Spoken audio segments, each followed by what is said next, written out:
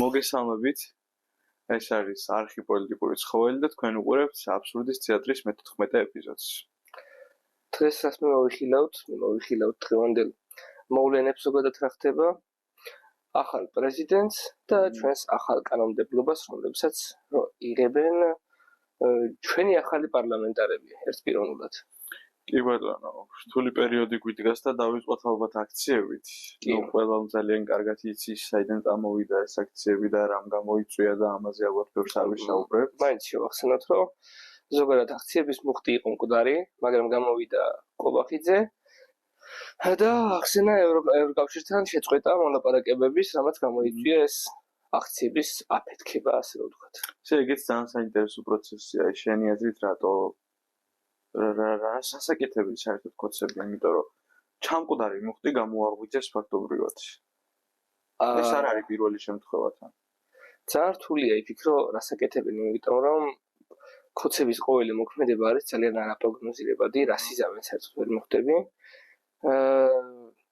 თან აშკარად პრორუსულ პოლიტიკას ატარებენ, თან ჯერ კიდევ ის აკერიათ პირზე, რომ ღირსებით ევროპისკენ მივდივართო.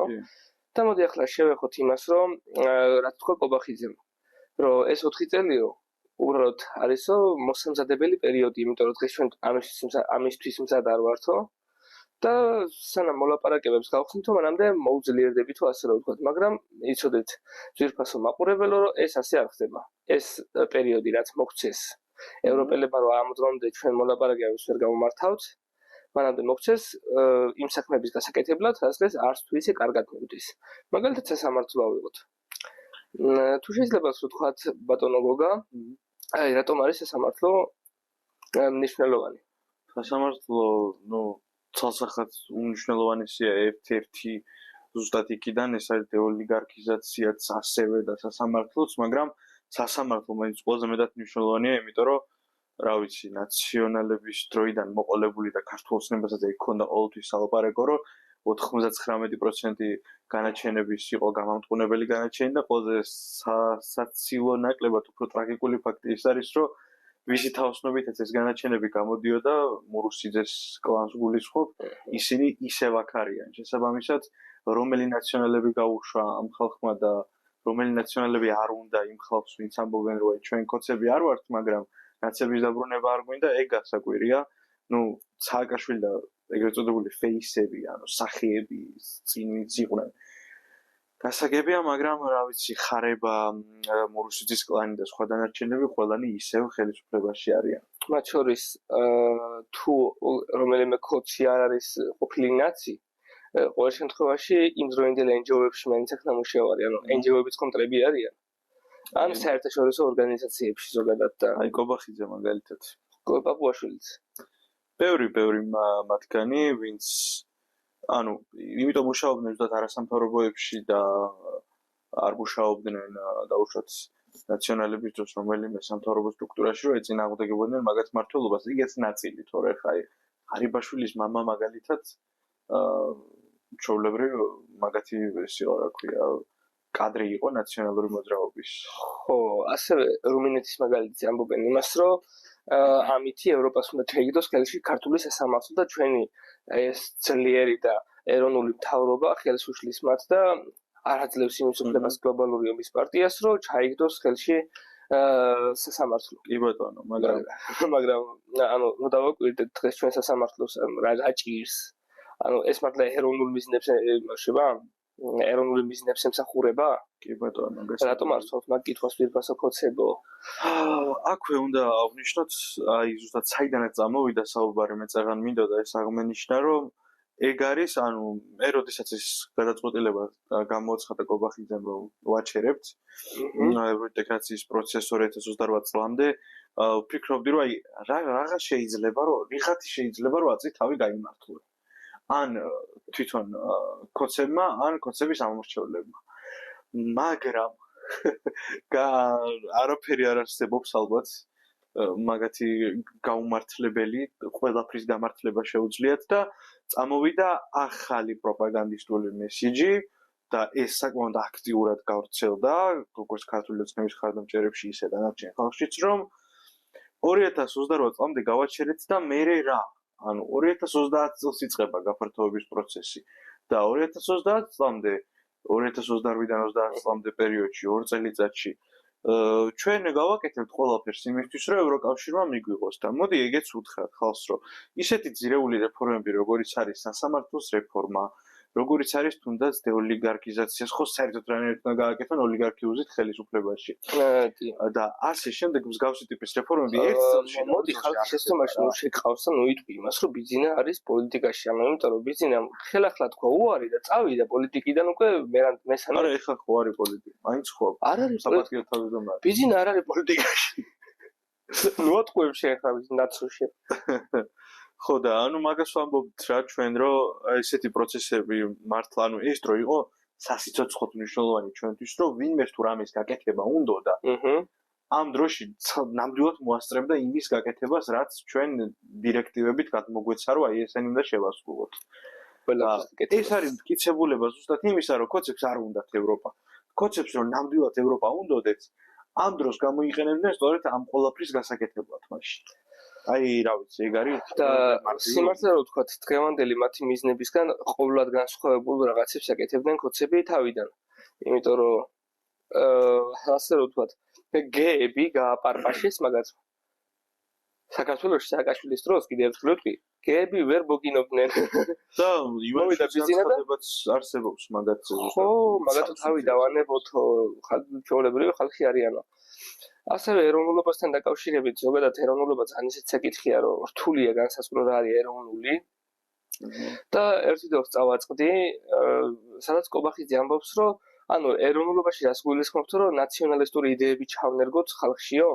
ანუ ნაციონალიზმი ზოგადად არ არის ცუდი რაღაცა, მაგრამ ნაციონალიზმი როცა წავდება, ქვეყანაში იწყება ყოველთვის დაძაბულობა. განსაკუთრებით საქართველოსნაირ ქვეყანაში, იმიტომ რომ ძალიან ბევრი ეთნიკური უმცირესობა გვყავს. როგორც კობახიძემ თქვა, იქ ამ ვიდეოში თქვა ზუსტად, რომ იდეოლოგიზირება სახელმწიფოსი და სახელმწიფო ინსტიტუტების არის დაუშვებელი და ნაციონალიზმიც არის ერთ-ერთი პოლიტიკური იდეოლოგია და ჩვენ თუ ეროვნულობას ჩავწერთ კონსტიტუციაში, აი ამ კონსტიტუციაში ამის ჩაწერა, ზუსტად იმის მომასწავლებელია, რომ უკვე კონკრეტული პოლიტიკური იდეოლოგია თან ერთვის აი ამ სახელმწიფო ინსტიტუტებს ზოგადად და სახელმწიფოს როგორც ისე. ხო, ანუ შეიძლება კონკრეტული ინსტიტუტის თანამშრომელი იყოს ნაციონალისტი, მაგრამ მთლიანად ინსტიტუტს ვერ გამოაცხადებ ნაციონალისტური ინსტიტუტად. ვერა და არა მარტო, ანუ სხვა პრობლემაც არსებობს, რომ რა ვიცი, გავიდა 4 წელი მოვიდნენ დაუშვათ პირობითად, რა ვიცი, ლიბერტარიანელები, იქამდე ნაციონალისტები იყვნენ, იმის იქით სოციალისტები იყვნენ დაუშვათ, ეს ხო ვერ ცვლი კონსტიტუციას, ანუ მაგნაწილში საკმაოდ ჭკვიანური დაიჭირა კობახიძემ რა, რაღაც არგუმენტის გასაბათილებელი. ეროვნული ცნობიერების შინაარსი არ მესმის და არც ცნობიერების ამ კუთხით. ეროვნული ცნობიერება საერთოდ ცოტა ესეთი სახიფათო რაღაცაა კონსტიტუციაში და ცნობიერების განვითარებაზე ზრუნავს, ეგ არ ვიცი, განათლება გასაგებია. და ცნობიერების განვითარებაზე ზრუნავს, ეს არ ვიცი რას ნიშნავს. ნიშნავს იდეოლოგიზაციას ადამიანების, ხო? და ეროვნული რო წერია დამატებით, ეს ნიშნავს უკვე ნაციონალისტური იდეოლოგიზაციას. მაგას ნამდვილად ვერ დაუკარგავთ კობახიძეს, ანუ შეუძლებელია თქვათ ის, რომ კობახიძე ბოდიში და უტვინო ადამიანია, იმიტომ რომ ნამდვილად არ არის ეგ. და რაც გააკეთეს დღემდე, აი წინაზე ვსაუბრობდით ზუსტად, რომ თუნდაც ის უფლებები, რაც პრეზიდენტს ჩამოართვეს, თუნდაც ის გარკვეული შეზღუდვები სხვადასხვა სტრუქტურაში, ახალი კანონები, რეგულაციები, აი ამასაც მიმოვიხილავთ ბოლოში, როგორც ნიკოლოზმა თქვა, ეს ყველაფერი არის წინასწარ იმდენი ხნით ადრე განსაზღვრული, რომ დღეს ვიმკით ჩვენ ამ შედეგს და ეს ყველაფერი გააკეთა მეტწილად კობახიძემ, იმიტომ რომ კობახიძემ მოარგო კონსტიტუცია საკუთარ პარტიას. ეს რა თქმა უნდა საშინელებაა, მაგრამ ანუ კოცებისთვის არ არის საშინელება. ანუ კოცებისთვის არ არის საშინელება, ქვეყნისთვის არის და ჩვენთვის. მაგრამ უნდა ვთქვათ ისიც, რომ ამას დიდი ნიჭი ჭირდება, ასე რომ ვთქვათ, ბჭყალებში, რომ საკუთარ თავზე და საკუთარ პარტიაზე მოირგო კონსტიტუცია ფაქტობრივად. დიახ. თუ განათლება არ გაქვს ვეიზავ.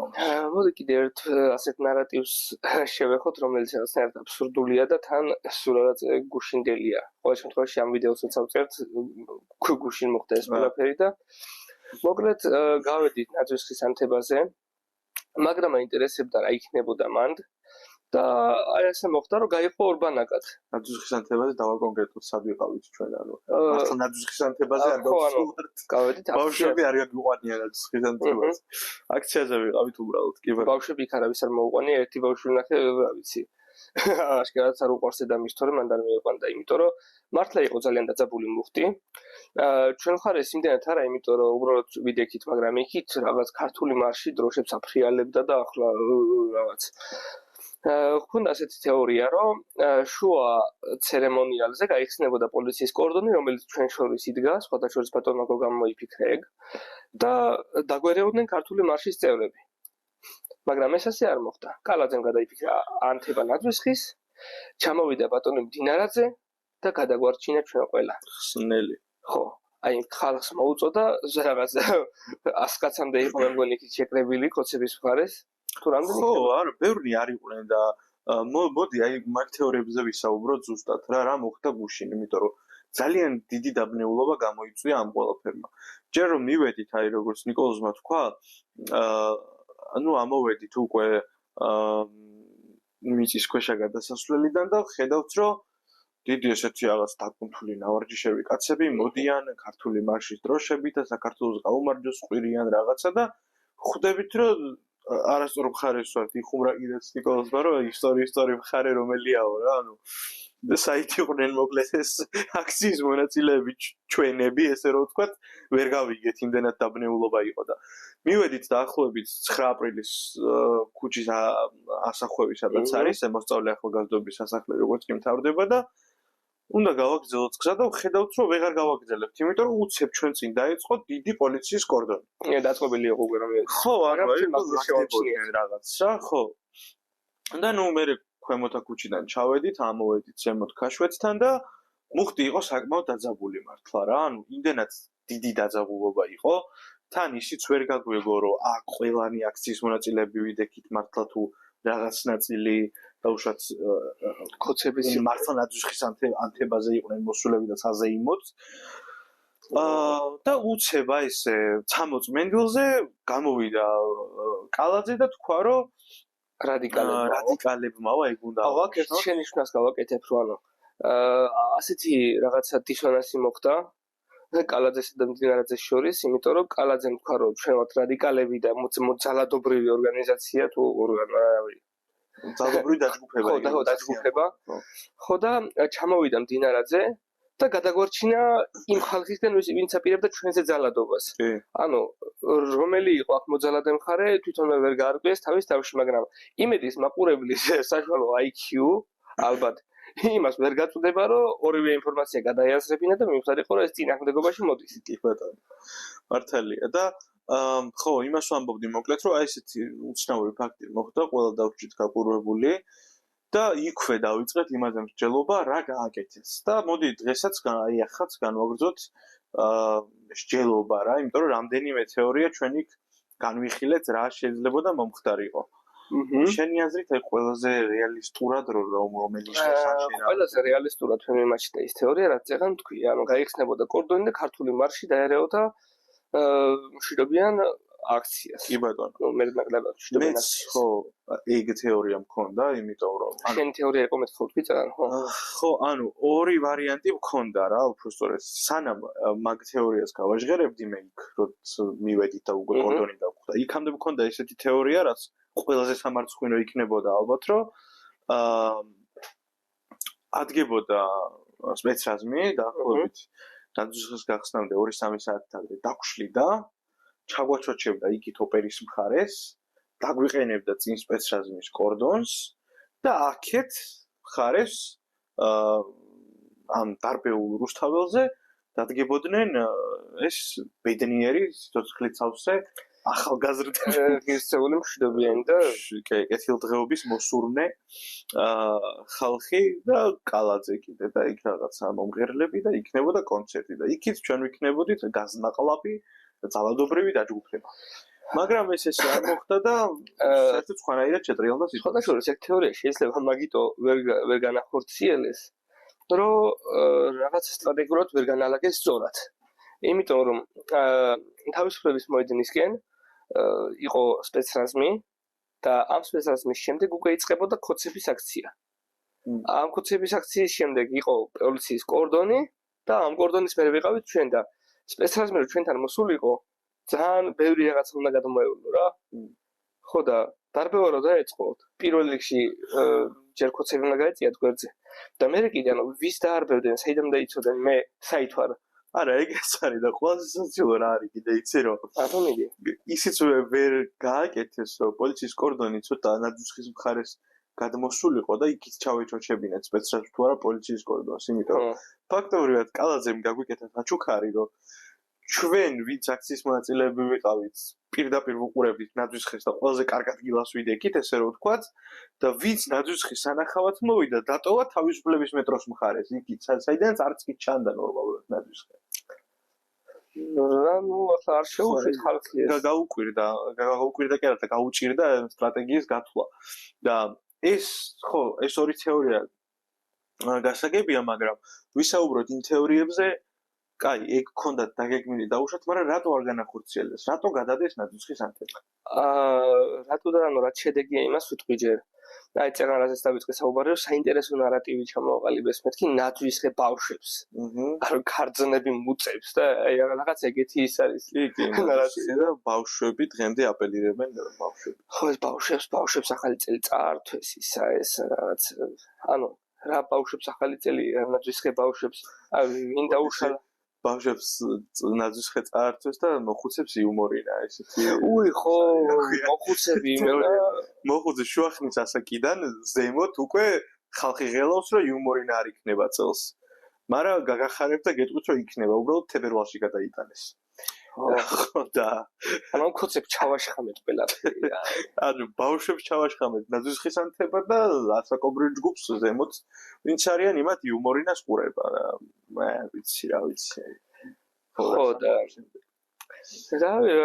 ანუ იგი იყო რომ მაგის გარდა რას აპირებდნენ მართლა ვერ ხვდები იმიტომ რომ რაღაცას მოთხრიდნენ უეჭველი ეგ რო არ გაიკეთებინათ მაგრამ ესეც ძალიან აბსურდული რაღაცა გამოვაგდეს რომ აი ნაძვისხე ბავშვებს და ის არის კიდე მდინარაძე რო გამოვიდა და აი მდინარაძემ გადაგვარჩინა ჩვენ. კი, თითო სამხარაძემ. მე უარს ვაცხადებ იმ ფაქტის მიღებას რომ მე მდინარაძემ გადამარჩინა. ძალიან შეურაცხყოფილი ვარ აქეთ. მე არაფერი არ მიჭირს იმ დონეზე რომ მდინარაძემ გადამარჩინა. მდინარაძემ ვერ გადაირჩინა საკუთარი თავი ალეკო ელისაჟვილისგან. ხო. ჩვენ ერთად გადაგვარჩინოთ ძალიან დიდი ბოდიში და ანუ აქვე ხო ისიც უნდა ითქვას რომ ჩემი აზრით ატომაც გადაიდო ნაძვისხის ანთება. ერთადერთი მიზეზი ეს არის რომ ჩვენ კარგად შევამჩნიეთ იმ ხალხის რაოდენობა რა ხალხის ყავდათ ამათ გამოყვანილი. შევამჩნიეთ რა ანუ ის ხალხის რაოდენობა გამოიყვანეს რაც გამოიყვანეს ანუ მეტი ვერ მოახერხეს. ანუ დაახლოებით 100 არ იქნებოდა ალბათ 500 ვთქვათ მაქსიმუმ იმიტომ არა მე რას ვამბობ იცი მე ვთვლი იმ ადამიანებს ვისაც შეეძლოთ რომ დაუშვათ ფიზიკურად დაგვირისპირებოდნენ. ანუ კაცებს ვგულისხმობ თორე იქ იყვნენ მასწავლებლები, საჯარო მოხელეები, გასაკოვანი ქალბატონები. მოიცა რა დისკრიმინაცია ახლა მასწავლებელი რომ ხალი კია და ხო კაცი იყოს არ შეიძლება? ხო მაგრამ ქალბატონებს ანუ შენ გინდა თქვა ახლა რომ მასწავლებლები ძლიერები არ არიან? როგორ არა? ანუ ჩხუბი არ შეუძლია? სწორად ჩამოაყალიბე. შენ გააქვს როგორც მახსოვს პირადი ისტორია მასწავლებლებს რომ ჩხუბი და ფიზიკური შეუძლია. შვიც კი შეუძლია. ხო და მე არ შემხებია ხელი თავით ჩემ მასწავლებელი არასოდეს.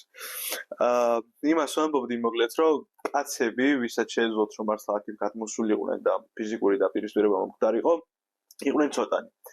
ძირითადი მასა შედგებოდა ქალებისგან და არ შედგებოდა ბავშვებისგან. აი ამაზე ვისაუბროთ რა. ძალიან სერიოზული პროპაგანდა ხომ მიდიოდა ამ დღეების მანძილზე რომ აი ბავშვებისთვის გვინდა ეს ყველაფერი.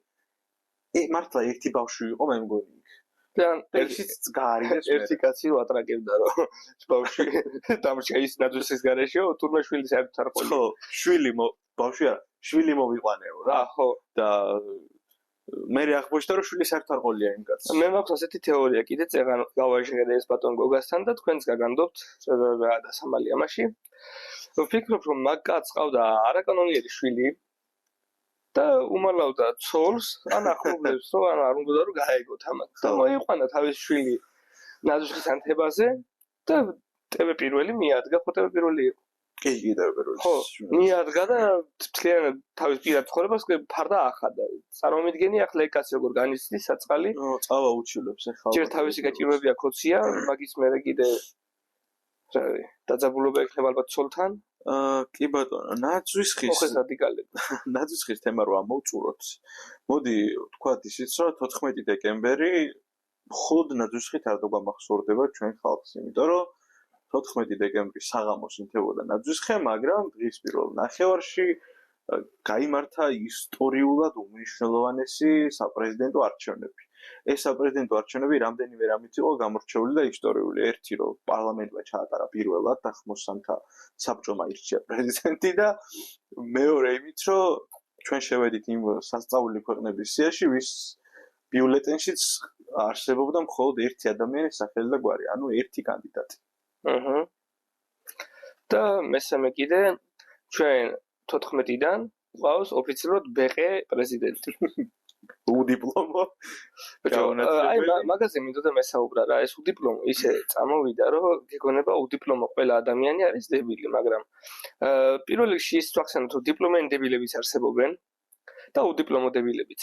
და ბატონი მიხეილი გადის უდიპლომო დებილებში. აი დიპლომიანი დებილი მაგალითად კალაძე.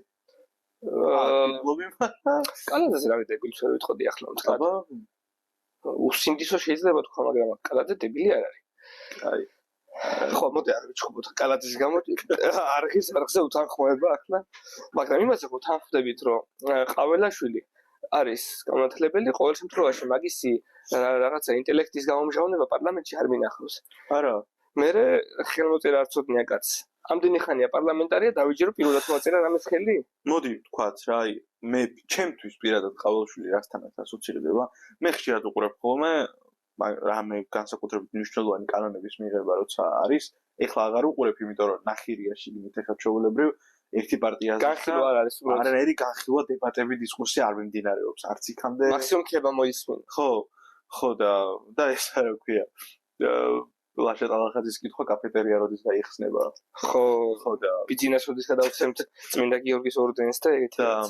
ეხლა აღარ უყურებ ხოლმე, მაგრამ წინა მოწვევის პარლამენტს აქტიურად ვადევნებდი თვალს, სხდომებს და ურადორი ფაქტი შემიძლია გამოუყო, სადაც ყაველაშვილმა ხმა ამოიღო.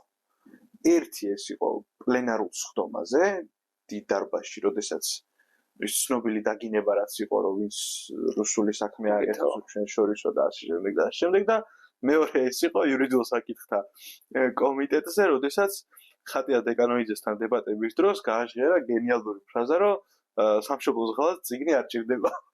ზუსტად. აასრულა. ის შეიწერა და ის მეორე აასრულა, იმიტომ რომ გვაქვს აგერ უციგნური მოღალატე. მაგრამ სიტყვებს ასრულებს. კი ბატონო.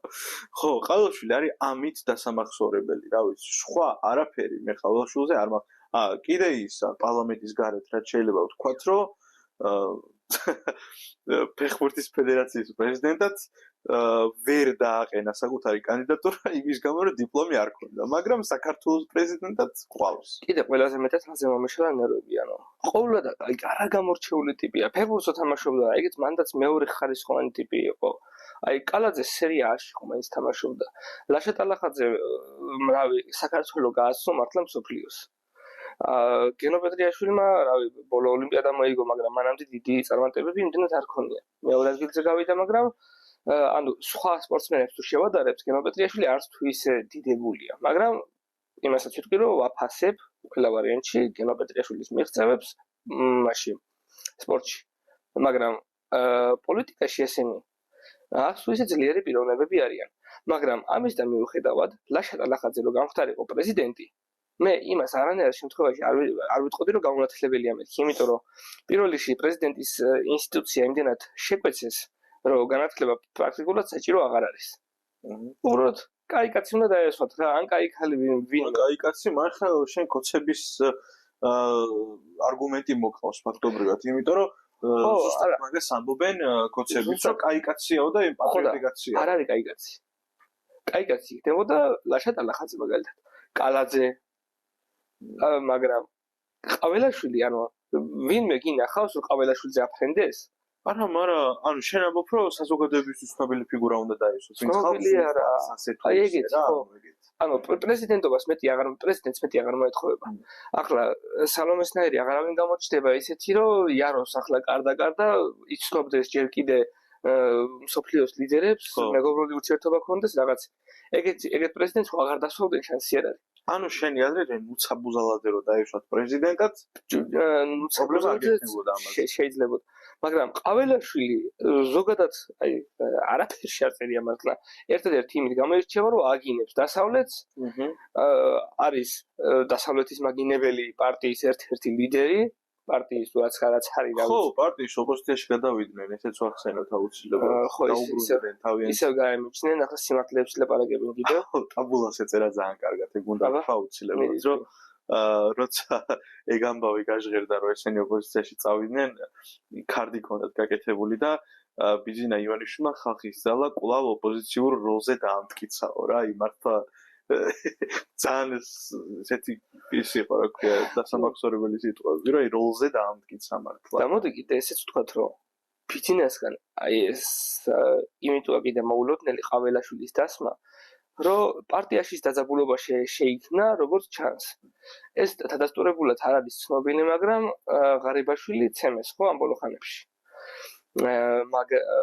ანუ კიდევ ერთხელ გავიმეორებ რომ ზუსტად არ ვიცით ანუ დეზინფორმაციას არ ვავრცელებ არაფერი მაგრამ რაც არსებობს საფუძვლიანი ეგაკვესი დაძემას დაწერა მაგალითად ვრცელი პოსტი იმის შესახებ თლენი ისტორია მოყვა რა მოხდა კი ასევე წულუკიანიც ძალიან ნაწყენია რაღაც ინფორმაციებს თუ დაუჯერებთ და ეს არ არის სადგონიერებისგან შორს იმიტომ რომ ესენი არიან ის ტიპები რომლებმაც თავის ცხოვრება მიუძღვნეს ქართულ ოცნებას და ბოლოს გარდა ამისა ფლობთ კიდე ინფორმაციასაც რომ საერთოდ ბოლო წუთამდე სხვა ადამიანი განიხილებოდა პრეზიდენტობის კი სოზარსუბარი განიხილებოდა მაგრამ არ ვიცით რა მოხდა მოკლედ რა აი საითუმლოებით არის მაგრამ ეს ხაძა იყო ისიც და ესეც ხაძა ხალხის ძალელი კი ბატონო ორივე მაგრამ ხო რა ვიცი აი მოდი ყაველაშვილზე ბევრი აღარ ვილაპარაკოთ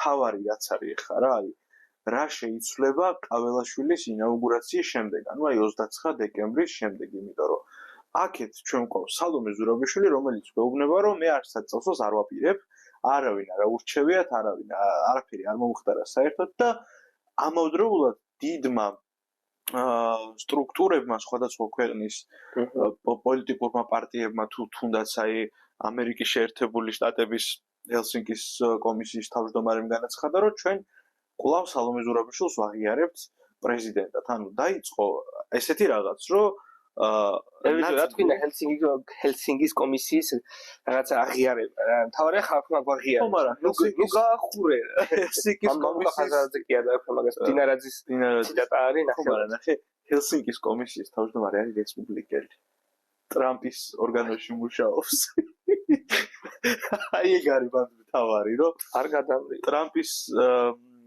მხარეს არის ტრამპის პარტიელი არის და ტრამპის იმედი როგორ აქ აგერ ზარქუას და დანარჩენებს კი ვიცით და მართლა აინჭდნენ მაგ ლოგიკაში ტრამპზე როგორ რაღაცა მოსდით იცი აი ელცინზე რომ ამბობდა რომ დასავლეთის აგენტი იყო და რაღაც ეგეთი ზე სახელმწიფოს ლიდერი შეუძლებელია იყოს ვიღაცის გავლენის ქვეშ იმიტომ რომ პირველ რიგში მაგათ გარდა კიდე ბევრი გადაწყვეტილების მიღები არის მან და თუ რაღაცა არ მოეწონებათ არ გაუჭირდებათ ის რომ გამოიშორონ ნებისმიერი გზით იქნება ეს გადაგდება თანამდებობიდან თუ სიცოცხლის მოსპოვა იმიტომ რომ ეგეთ ქვეყნებში შესაძლებელია და მეორე კიდე თვითონ ხალხი აღარ აირჩევს მეორედ ანუ ხალხის მხარდაჭერა არ ექნება აი ლეგიტიმაცია არ ექნება ლეგიტიმაცია როგორც ჩერგო მახსენა არის ის რომ წარმატებით განახორციელოს ის ფუნქციები რაც მას ევალება და ხალხი თუ შეგიშლის ხელს ვეღარ განახორციელებს შენ უკვე არალეგიტიმური თამაში თუნდაც ძალიან მინიმალისტურია ეს ნაძვის ხისანთება მაგრამ არა მარტო გუშინ კიდე ბევრი ამას შეეშალა კანონი როცა გაიწვიეს თავის დროზე ეგეც და ბევრი ესეთი ფაქტი არსებობს მოკლედ მთავარი არის ის რომ სოფლიო დაიყო ჩვენთან მიმართებაშიც ორ ბანაკად. ერთ ბანაკში არის დემოკრატიული სახელმწიფოები თავისი რაღაცა დიდი რესურსებით და თავიანთი რაღაცა მართველი სტრუქტურებით, რომელთა დიდი ნაწილიც პრეზიდენტად კვლავ აღიარებს სალომე ზურაბიშვილს და აქეთ არის ჯერჯერობით როცა ამ იდეას ვიწევთ 4 ადამიანი. ეს არის ალიევი, ეს არის პაშინიანი, ეს არის ლუკაშენკო. გამიცვლა იმედები, იმიტომ რომ არ ველოდი მაგის აღიარებას. ეს არის ლუკაშენკო და მეოთხე ეს არის სერბეთის პრეზიდენტი. ეს 4 ადამიანი გამოვიდა ჯერჯერობით, რაც ავირჩიეთ ყაველაშვილი და ყაველაშვილი აღიარეს პრეზიდენტად. ხო და ეს გაგრძელდება კიდევ დიდხანს, მაგრამ მოდი აი ამ თეორიებზეც ვისაუბროთ. ჩვენი აზრები დავაფიქსიროთ, რა მოხდება ინაუგურაციის შემდეგ. მოდი წეღანდელ თემას დავამატებ კიდე ერთ რაღაცას. ამერიკაზე რომ საუბრობდი კიდე. ყველა ამბობს იმას, რომ ტრამპი მოვა და ევროპას დაერხევა, იმიტომ რომ ამერიკელი გადასახადების გადამხდელების ფულს აღარ დაახარჯებს ევროპას და დანარჩენ ქვეყნებს და სამხედრო ინტერვენციებით აღარ შევა სადღაც მიხედავენ თავის თავს და მოექცევენ იზოლაციაში. ეს ცოტა ლიბერტარიანული შეხედულებაა, რომ ინდივიდებს არ უნდა წავარსოს რაღაცა, მაგრამ შევხედოთ ასე. დღეს ამერიკა რატოა ის, რაც არის. ამერიკა იმიტოა ძლიერი ქვეყანა, რომ მას მსოფლიო პოლიტიკაში უჭირავს ძირითადი როლი. შეიძლება ვთქვათ, რომ პირველი ქვეყანა დღეს მსოფლიოში, ხო? მსოფლიოს პოლიციელსაც ეძახიან. იმიტომ რომ ყველგან თუ რამე არის, ამერიკის სიტყვა ძალიან დიდ როლს თამაშობს. წარმოიდგინე ახლა, რომ ამერიკამ აი ამ ძალაუფლებაზე უარი თქვას და კი, ეკონომიკაში გაექნება ცოტა ხანი, მაგრამ გარე კონტაქტებს აკარგავენ, გარე გავლენის სფეროებს დაკარგავენ და ბოლოს ისე მოხდება, რომ ამერიკა გახდება მეორე და მესამე ხარისხოვანი ქვეყანა მსოფლიოში. და ეს თვითონ ამერიკელ ხალხს არ აწყობს, იმიტომ რომ ეს ეკონომიკური აღმასვლა და სასწაული, რაც ამერიკა გვთავაზობს, შეწყდება უბრალოდ. ასე რომ ამერიკის პრეზიდენტები ეგეთი დებილები არ არიან, რომ აი ამაგას წავიდნენ. შეიძლება ამით ხალხის გული მოიგონ, იმიტომ რომ ბრბო დებილია ზოგადად და მსგავსი რაღაცების ჯერად, მაგრამ ქართული ოცნებისგან განსხვავებით, იმათ სხვანაირად შეუძლიათ მონუსხონ ხალხი არჩევის შემდეგ. ხო, ახლა რაც შეეხება იმასაც წეგან ვახსენეთ რა, პრეზიდენტები და პრეზიდენტის თემას დაუბრუნდეთ ისე, იმიტომ რომ ძალიან საინტერესოა. არ ვიცი, ანუ ერთი ვარიანტი, რაც მე ხა რეალისტურად მესახება შედარებით არის ის, რომ რავი, ანუ ეგეთი წყობა გქონდეს რა, რომ დავით ულოს და დავით ნარინის არ იყოს, რაღაც აქეთ ზურაბიშვილი, იქით ყაველაშვილი ყავდეს და რავი, ალიევი რო ჩამოვა, ყაველაშვილი შეხვდება და ვიღაცა ის რო ჩამოვა, რა ქვია, მაკრონი ჩამოვა პირობითად იმას ექსიმატე რო თქვა შეუძლებელია, იმიტომ რომ მაკრონის ჩამოსვლა არ ჩამოუშვებენ და ეგ არის, არ ჩამოუშვებენ. თუ ეგრეა.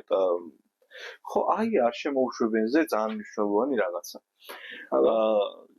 შეიძლება ეგენი მართლა მოხდეს, იმიტომ რომ კობახიძემ განაცხადა, რომ იმ ქვეყნების სიას ვადგენთ, ვინცო ჩვენ ვიმართ მტრული დამოკიდებულება აქვს, ვისაც ჩვენ ვიმართ მტრული დამოკიდებულება აქვს და ვინც არ გვაღიარებს. აქვე დავძენ, რომ ძალიან ბევრი პარლამენტარი და პოლიტიკოსი კობახიძესთან ერთად, მე მგონი 16 სულ თუ რამდენი. ხო, იცი როგორ არის ერთმა ქვეყანამ 17 ადამიანი დაასანქცია კობახიძის შესაძლოა, მეორემ 15 რაღაცა. ხო, მაგას გავარკვევთ და წავაწერ მე. და ანუ ასანქცირებენ ქართულ პარლამენტარებს და პოლიტიკოსებს. პოლიტიკოსებს, პარლამენტარებს და სამართალდამცავი ორგანოების ისინი ვინც არიან მთავრობაში რა, შიდა განსაკუთრებით. ამიტომაც ამას ესენი თქვიან, როგორც ვთქვათ, მტრულ დამოკიდებულებაში და ესე ჩვენი მხარეც, ჩვენი მე მათ ავაღიარებ, მაგრამ ამჯერად de facto თუ de jure მაინც პარლამენტი და მაინც მთავრობა გადაწყვეტს რასაც უნდა და ამ ძალაუფლების ფარგლებში ისინი უარს იტყვიან ამ მსგავს ქვეყნებთან კომუნიკაციაზე. მით უმეტეს უკვე ჩვენ უარი ვთქვით ყველანაირ დაფინანსების მიღებაზე ევროპიდან. და ერთ თემას მინდა კიდე შევეხო რა ბოლოსკენ აუცილებლად ოპოზიციურ მედიებში აი რამდენიმე ჯერ მოვისმინე უკვე ესეთი ნარატივი, რომ ქართული ოცნება ავრცელებს იმ ინფორმაციას, რომ ხალხი ორად არის გაყოფილი, მაგრამ არანაირი ხალხი ორად არ არის გაყოფილი, ყველანი ერთად ვართ ერთ მუშად შეკრული და იქით არის მარტო ქართული ოცნება. ეს არის ტყუილი. იმიტომ რომ ჩემი პირადი დაკვირვებით არასოდეს აი ამ ბოლო პერიოდში, 12 წლის მანძილზე პოლარიზაციის ესეთ მაღალ მასშტაბზე არ ყოფილვართ.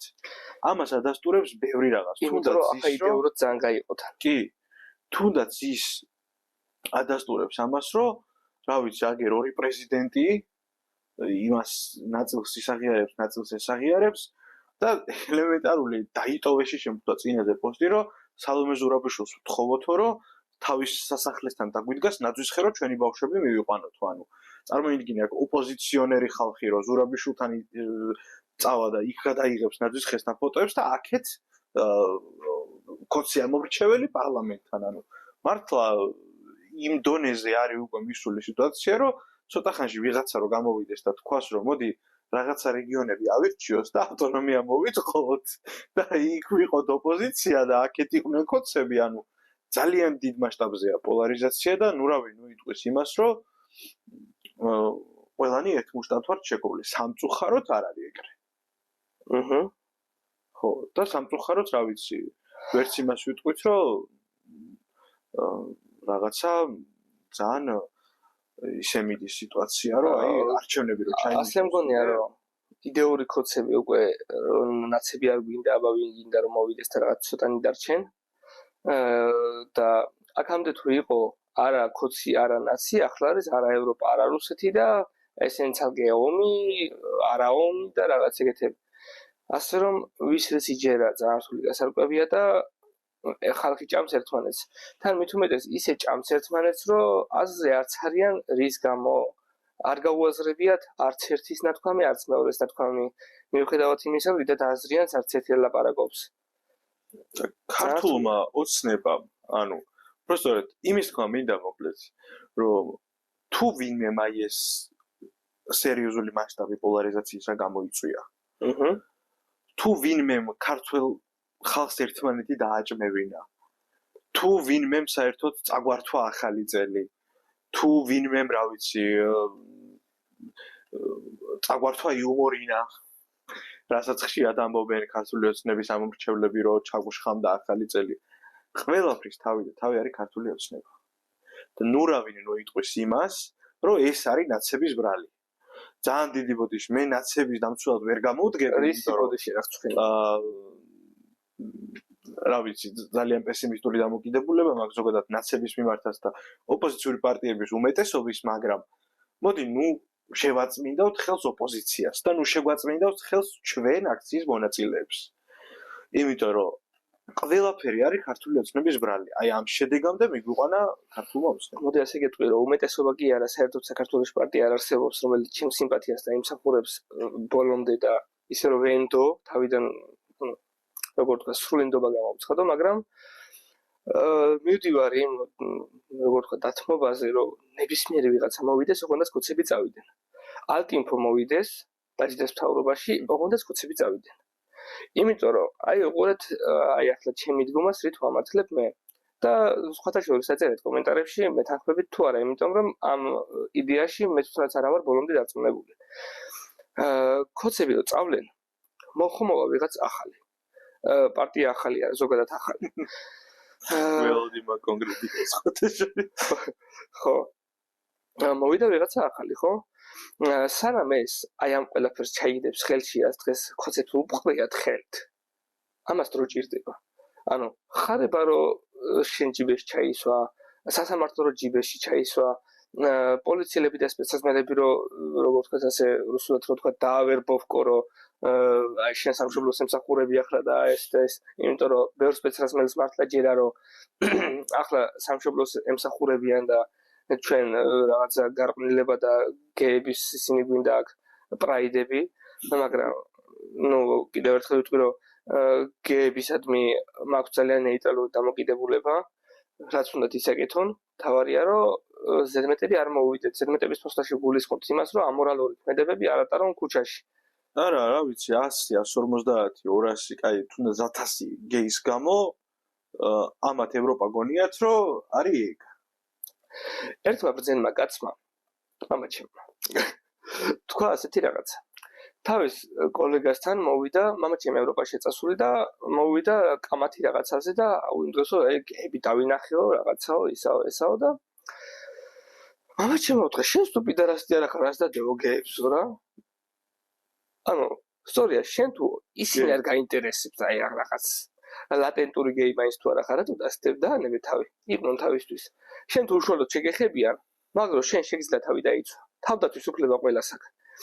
შენ შვილთან თუ მოვა ვიღაცა მოკლეკავიანი ბანჯგვლიანი მამაკაცი და წინ დაუდგება და რამეს ისეც აჩვენებს ან გააკეთებს, რაც შეიძლება თქვა უბრალოდ იფიქრო, რომ შენ შვილისთვის არ არის მთლად მისაღები ეს, რომ ასეთი რაღაც დაინახოს.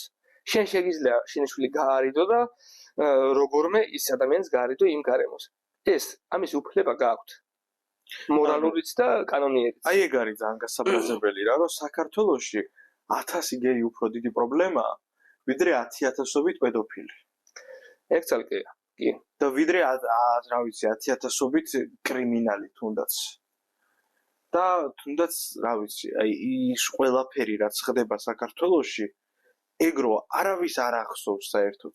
ოჯახის სიწმინდეს რო ის ხალხი იცავს, ვისაც რა ვიცი ქმარი ხელს ურტყავს.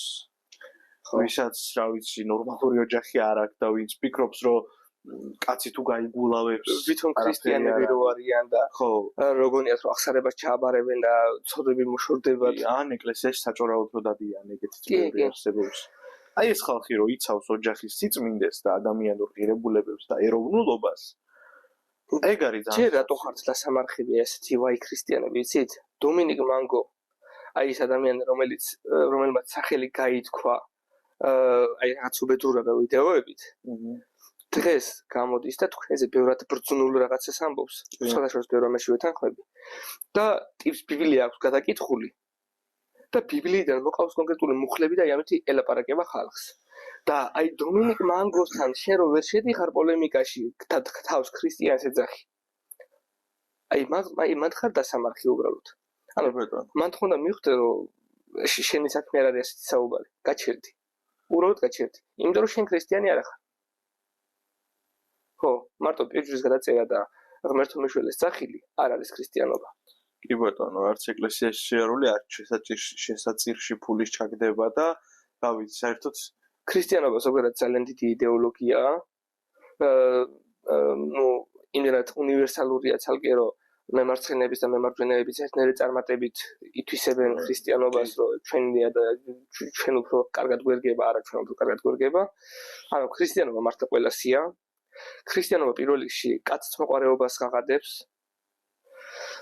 და როგორც ვთქვათ ესე თანასწორობას არც ის იმიტომ რომ ქრისტიანობა ძალიან იერარქიული რელიგიაა მაგრამ ასე თუ ისე ადამიანის ძირითადი უფლებების შელახვას გმობს და მოდი ნუ ვიქნებით დილეტანტი ქრისტიანები და თუ მაინც და მაინც რაღაც დაცვა გინდა ისწავლე ჯერ და მერე დაიცავე ახლა უკვე ბატონო გოგა გთხოვთ რომ წარგვიდგინოთ ის ახალი კანონი რომელიც ჩვენმა რა ვიცი ზეკაცებმა მიიღეს პარლამენტში ეს ავიწყდებოდა ეს ამბავი კი მეგონა რომ დასასრულისკენ მივიდიოდით მაგრამ ეს ამბავი ბოლოსკენ მოვიტოვეთ და ეს სპეციალურად მოვიტოვეთ ბოლოსთვის იმიტომ რომ აი ამ დრომდე ჩვენ გვიყურებს ის მაყურებელი რომელსაც ნამდვილად აინტერესებს ეს თემები ასე რომ იცოდეთ ჩვენ ვირფასებო რომ აი ბოლოსთვის ყოველთვის უფრო მნიშვნელოვან თემებს შემოვიტოვებთ და ბოლომდე უყურეთ ხოლმე ვიდეოებს თუ პირველად უყურებთ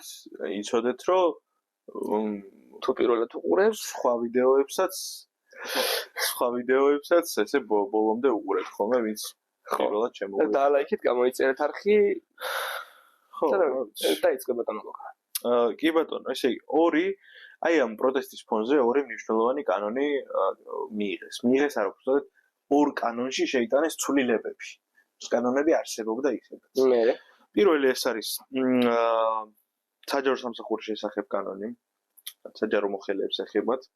აქ არის რიგი პროცედურები მოკლედ გაწერილი, თუნდაც იქ არჩევის, ამის მოკლედ რიგი ცვლილებები არსებობს, მაგრამ განსაკუთრებული რაც არის იმას ვიტყვი რა. ხო, ანუ თლიან კანონს PDF მასალას აღწერაში მივუთითებთ და თუ გაინტერესებთ ძალიან შეგიძლიათ გახსნათ და წაიკითხოთ.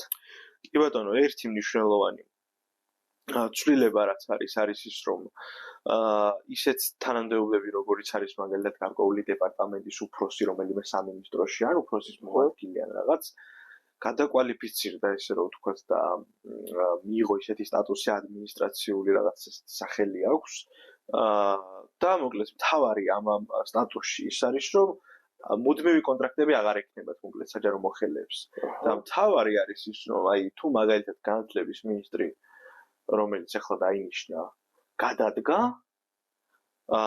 კონტრაქტი უწყდება ყველა აი ასეთ სტატუსის მქონე ადამიანებს ანუ დეპარტამენტის უფროს მოადგილეს და სხვა ტიპის საჯარო მოხელეებს ანუ შედარებით ისეთ ბიუროკრატიაში ახლა უკვე საჯარო მოხელებად აღარ ითვლებიან ეგენ ხო ანუ ფაქტობრივად საჯარო მოხელებად აღარ ითვლებიან ეს ერთი მნიშვნელოვანი ფაქტორი არის და კონტრაქტი უწყდებათ რაც სამწუხარო ფაქტია მე შეიძლება აღუდგინონ მაგრამ შეიძლება დასაჯონ და გააყოლონ იმ თავის მინისტრს ვინც იყო იქამდე გააჩნია როგორ იქცეოდა კი როგორ იქცეოდა ეგ არის მთავარი და მეორე მნიშვნელოვანი ფაქტორი ასევე არის ის რომ შეფასების სისტემები არსებობდა აქამდე ზოგადად მაგრამ ახლა ანუ აქამდე ფასდებოდნენ საჯარო მოხელეები ერთი წლის მანძილზე ეხლა ის ვადა შემცირდა და 6 თვეში ერთხელ ფასდებიან და აქამდეც იყო ესე რომ ანუ ორი უარყოფითი შეფასების შემთხვევაში გათავისუფლებდნენ სამსახურიდან ანუ 2 წელი ჭირდებოდა ამას ერთი შეფასება მე მეორე შეფასება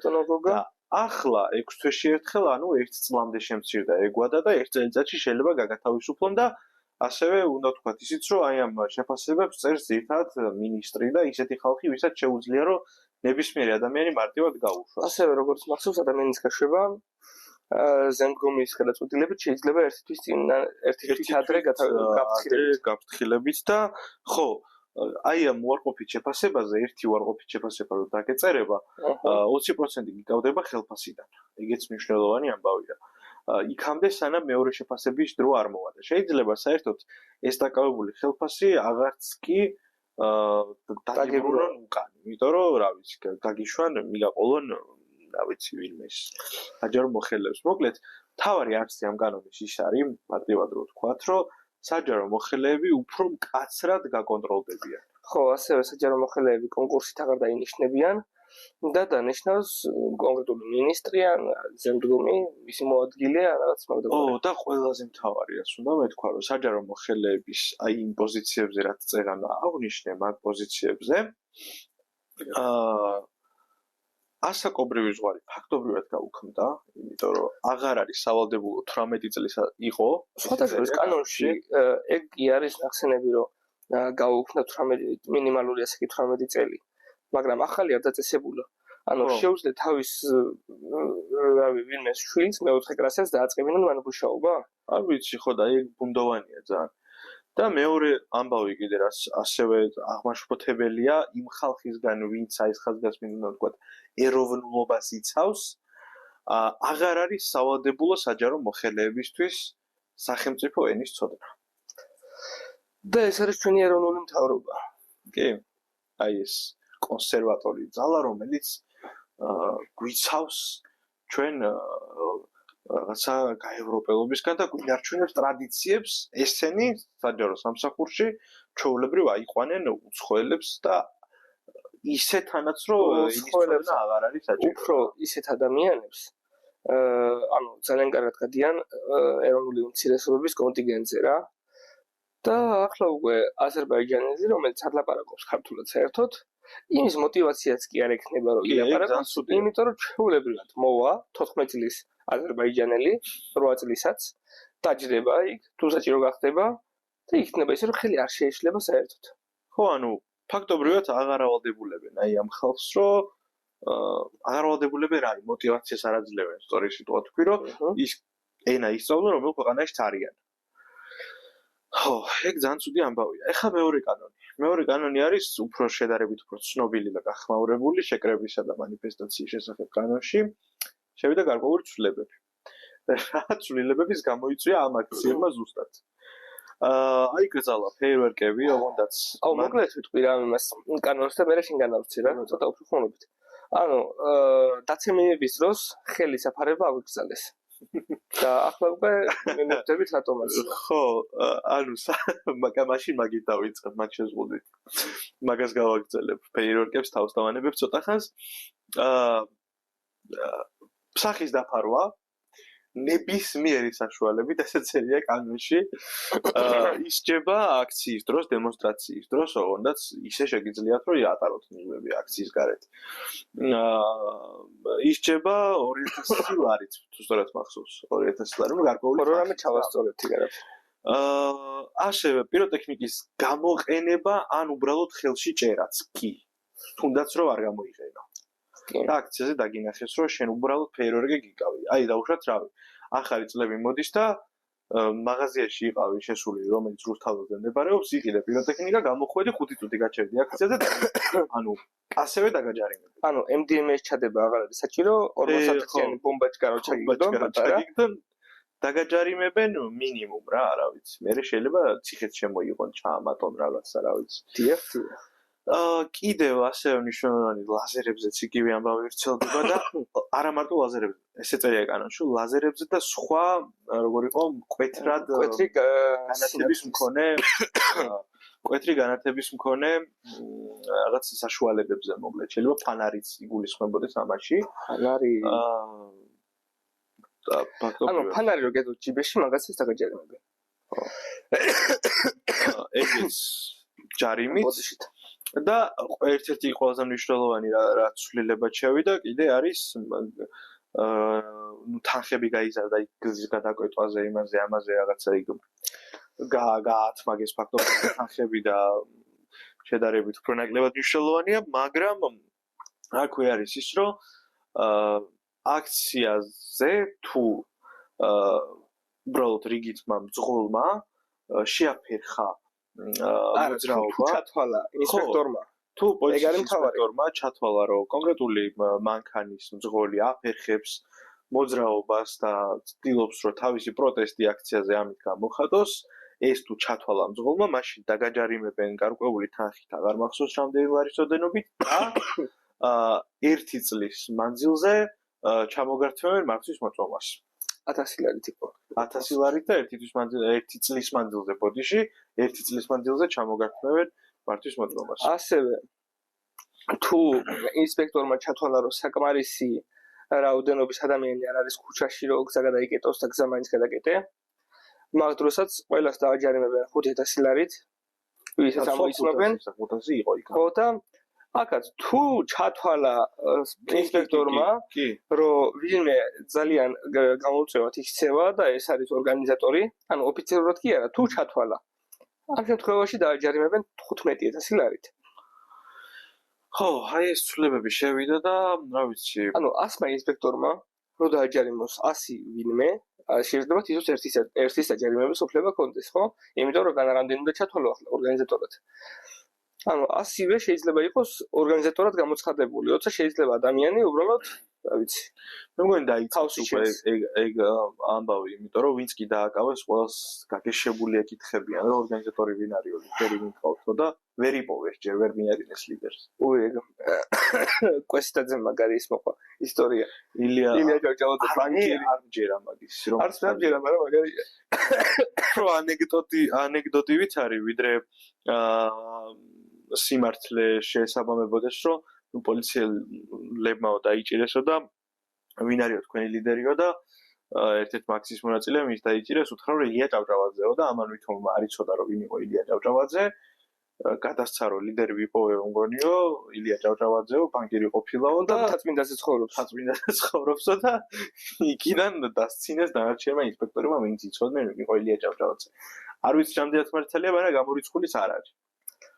არა, უფრო გამორიცხულია ჩემი პირადი აზრით, რა ვიცი, შეუძლებელია. ამ ქვეყანაში ილია ჭავჭავაძე არ იცოდე ვინ არის, მართლა რა ვიცი.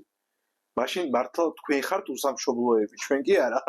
ანუ, შენ თუ ილია ჭავჭავაძე არ იცი ვინ არის, მაშინ რა ვიცი. რაღა ვთქვა, არ ვიცი. გვაქვს კიდე რაიმე სათქმელი? მგონი არა, შეგვიძლია დავასრულოთ. ერთ იმას ვიტყვი კიდე, რომ ეს სპეცრაზმელები არ დაიჯეროთ, რომ აი ვიღაც წესიერი ხალხია და ვიცავენ ან გიცავენ, მე არავის არ დაუცვივარ იქ. რაც ვიდექ, აგერ ხმასეც მეტყობა და ძალიანაც მაყველებს, ეს დიალოთობით გაზის დამსახურებაც არის. იმიტომ რომ ჩემი სათნო ფილტვები საკმაოდ დააზიანა გაზმა. ასევე თუ დააგვირდებით, იმედის გარდა თუ რამეს უყურებთ, ხომ მიხდებოდით, მაგრამ თუ არ უყურებთ, ხოთ გადართეთ, 5 წუთი გადართეთ, მეტი არ გინდათ. 1 წუთი გადართეთ, 30 წამი გადართეთ, იგივე რამეს მოკრათ ყური. ტიპები დადიან და უბრალოდ აგინებენ ხალხს. აი უზრდელი ბავშვი რო არის და სტუმრები რომ მოვა და ყველას რო აგინებს. აი ეგრე არიან დაახლოებით. სვეტაზმელებზე საუბრობ? ხო. ნუ ახლა არც ხალხი აკლებს, მოდი ვთქვათ, მაგრამ მოდი ასე ვთქვათ. მათ სმენის ვალდებულებაზე სმენის ვალდებულება ხო? იყო უფრო ასეთი. ხალხი შეიძლება ძალიან წესიერი ადამიანები იყვნენ გასულები, მაგრამ შეიძლება ვინმე დეგენერატი გამოერიოს და ამათ აგინოს. მაგრამ ეგ ხო არ ნიშნავს იმას, რომ ჩვენ ყველანი ეგეთები ვართ. და რომ შეაგინონ იქ, ანუ ჩემი აზრით, ეგეთი რაღაცები არ უნდა მიიღოს პოლიციელმა გულთან ახლოს. რა ვიცი, მაგის გამო ადამიანი ცემო არ შეიძლება. თუ დასაკავებელია და რაღაცა დააკავე, კი, მაგრამ აი იმ აფექტის პერიოდში ჩვეულებრივი მოვლენაა, რომ ადამიანი გაგინებდეს, მაგრამ პოლიციელი რო გაგინებს, ეგ არ არის ჩვეულებრივი მოვლენა, ეგ უკვე დაუმორჩილებლობა არის. დაუმორჩილებლობას პირიქით თვლიან სამდვილეში კანონის ძალით თუ ვილაპარაკებთ. შეურაცხყოფა პოლიციისადმი და დაუმორჩილებლობა აი დასჯადი და მაგის გამო შეუძლიათ რომ დაგაკავონ, მაგრამ არაფერი ვიცით, პოლიცია როცა გაგინებს რა ხდება? ანუ ეგეც არ შეიძლება. გვაქვს ეს კანონი? კანონი როგორ არ აქვს? ადამიანის უფლებების დარღვევა არის. სამსახურებლები უფლებამოვალეობის ბოროტად გამოყენება არის. სადაც სასამართლოში წესი რო გქონდეს, მაგრამ არ აქვს. ოჰო. აი 2028 წელი. ხო და ხო ცოტა ხანში წავიდე დასასრულისკენ. რა ვიცი, უკვე სახალხო სამზადისი იწყება, მაგრამ როგორ თქვა, ახლა სად არ მიხარია, მაგრამ თან მიხარია ის, რომ ხალხს სახალხო განწყობა არ აქვს. არც უნდა იყოს ამ დროს, იმიტომ რომ როგორც იაგო ამბობს, საცივში არ უნდა ჩავიხრჩოთ. ჭამეთ საცივი, კაია, გემრიელია, მეც ვიცი. მაგრამ ნუ გადავყვებით ახალ წელს, ისე გამოვიდეთ აქციაზე, აქციაზე თუ არ გამოვალთ, რა ვიცი, რამენაირად მხარი დაუჭიროთ აქციის მონაწილეებს და რა ვიცი. იმდენად ღრმად ნუ ჩაყობთ მართლა საცივში თავს, რომ ამოყოფთ როგორც ოპოზიციის წარმომადგენლები ძახე ჩელიაბინსკში გაიღვიძოთ. ხო.